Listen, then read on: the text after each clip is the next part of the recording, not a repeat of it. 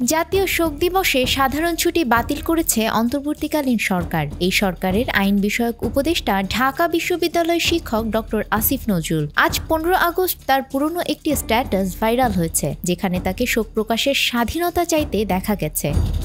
গত বছরের 22 August doctor Asif Nazrul তার ভেরিফাইড ফেসবুক পেজে লিখেছিলেন, শোক প্রকাশের স্বাধীনতা চাই। কার মৃত্যুতে কে দুঃখিত হবে এটা তার একান্ত ব্যক্তিগত বিষয়। কার দুঃখে কে দুঃখ পাবে বা কার জন্য কে দোয়া করবে এটাও একান্ত ব্যক্তিগত বিষয়।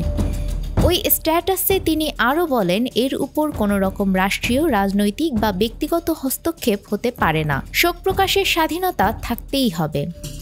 আজ 15 আগস্ট আসিফ নজরুলের শাশুড়ি অভিনেত্রী মেহের আফরোজ শাওন আসিফ নজরুলের পুরনো স্ট্যাটাসটি শেয়ার দেওয়ার পর নতুন করে আলোচনায় আসে। মুহূর্তেই সেটি ভাইরাল হয়ে যায়।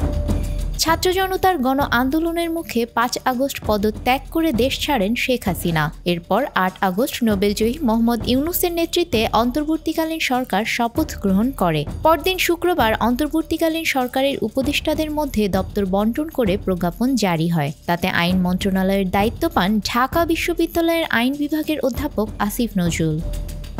আফরিন আপি, আমাদের সময়।